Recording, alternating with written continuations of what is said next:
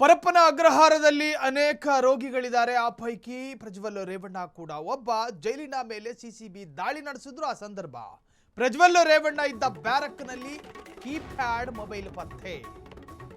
ಬೆಂಗಳೂರಿನ ಪರಪ್ಪನ ಅಗ್ರಹಾರದಲ್ಲಿ ಅನೇಕ ಸಜಾ ಕೈದಿಗಳಿದ್ದಾರೆ. ಇನ್ನು ಪ್ರಜ್ವಲ್ ಆಂಡ್ರಾಯ್ಡ್ ಮೊಬೈಲ್ ಬಳಕೆಯ ಬಗ್ಗೆ ಅನುಮಾನ ಇದೆ.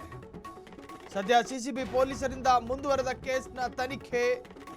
ಲೈಂಗಿಕ ದೌರ್ಜನ್ಯ ಕೇಸ್ನಲ್ಲಿ ಜೈಲು ಸೇರಿರುವ ಪ್ರಜ್ವಲ್ ರೇವಣ್ಣ ಜೈಲಿನಲ್ಲಿ ವಿಐಪಿ ಸೌಲಭ್ಯ ನೀಡಲಾಗ್ತಿದೆ ಎಂಬ ಆರೋಪಕ್ಕೆ ಮತ್ತೆ ಪುಷ್ಟಿ ಸಿಕ್ಕಿದೆ. ಜೈಲಿನ ಒಳಗೆ ನಿಷೇಧಿತ ಮೊಬೈಲ್ ಹೇಗೆ ತಲುಪಿತು ಎಂಬುದರ ಕುರಿತು ತನಿಖೆ. ಪರಪ್ಪನ ಅಗ್ರಹಾರ ಪೊಲೀಸ್ ಠಾಣೆಯಲ್ಲಿ ಪ್ರಕರಣ ದಾಖಲಾಗಿದೆ. ಸೆಕ್ಸ್ ಸ್ಕ್ಯಾಂಡಲ್, ಲೈಂಗಿಕ ದೌರ್ಜನ್ಯದ ಅಪರಾಧಿ ಪ್ರಜ್ವಲ್ ರೇವಣ್ಣ ಇದ್ದ ಬ್ಯಾರಕ್ಕಿಗೆ ಸಿಸಿಬಿ ಪೊಲೀಸರು ಹೋಗ್ತಾರೆ.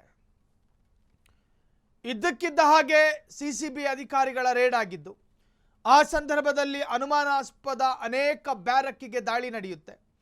ಇಂತಹ ಸಂದರ್ಭದಲ್ಲಿ ಕೈದಿಗಳು ಜೈಲಿನ ನಿಯಮಗಳನ್ನು ಅನುಸರಿಸಿಕೊಂಡಿದ್ದಾರೋ ಅಥವಾ ಜೈಲಿನ ನಿಯಮಗಳನ್ನು ಉಲ್ಲಂಘನೆ ಮಾಡಲಾಗಿದೆಯೋ ಅಥವಾ ಜೈಲಾಧಿಕಾರಿಗಳು ಅಲ್ಲಿರ್ತಕ್ಕಂತಹ ಕೈದಿ, ಅಪರಾಧಿ ಅಥವಾ ಸಜಾ ಕೈದಿ ಅಥವಾ ಬಂದಿ ಕೈದಿಗಳಿಗೇನಾದರೂ ವ್ಯವಸ್ಥೆಗಳನ್ನು ಮಾಡಿಕೊಡ್ತಾ ಇದ್ದಾರೋ, ಈ ಎಲ್ಲದರ ಬಗ್ಗೆಯೂ ಕೂಡ ಆರಂಭಿಕವಾದಂತಹ ಒಂದು ಸಣ್ಣ ವಿಚಾರಣೆಗಳು ನಡೀತಾವೆ.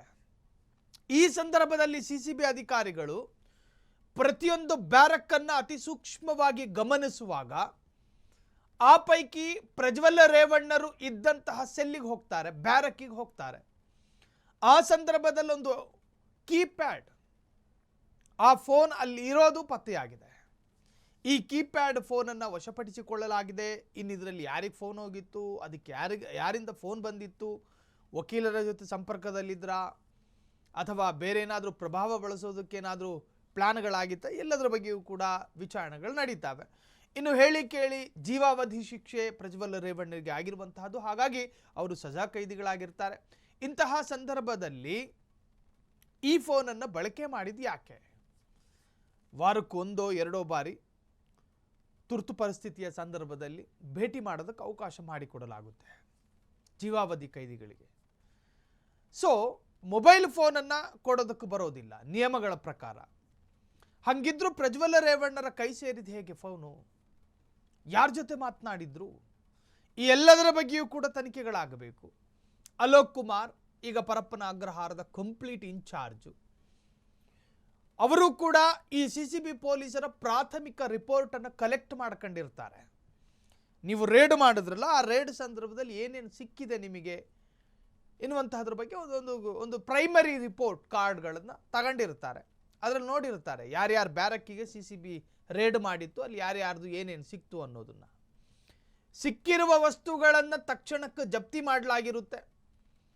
ಅದರ ಪರಿಶೋಧನೆಗಳು ನಡೆದಿರ್ತವೆ. ಅದರ ಕನ್ಕ್ಲೂಷನ್ ರಿಪೋರ್ಟ್ಗಾಗಿ ಕಾಯ್ತಿರ್ತಾರೆ. ಬೆಂಗಳೂರಿನ ಪರಪ್ಪನ ಅಗ್ರಹಾರ ಕರ್ನಾಟಕದ ಮತ್ತು ದೇಶದ ಅನೇಕ ರಾಜ್ಯಗಳ ಘಟಾನುಘಟಿ ಥರ್ಡ್ ರೇಟ್ ಕ್ರಿಮಿನಲ್ಸ್ಗಳೆಲ್ಲ ಹೋಗಿ ಬಂದಿರೋ ಜೈಲದು. ಆ ಪೈಕಿ ಲೈಂಗಿಕ ಅಫೆಂಡರು, ಲೈಂಗಿಕ ಅಪರಾಧಿ ಪ್ರಜ್ವಲ್ ರೇವಣ್ಣರು ಕೂಡ ಇದ್ದಾರೆ.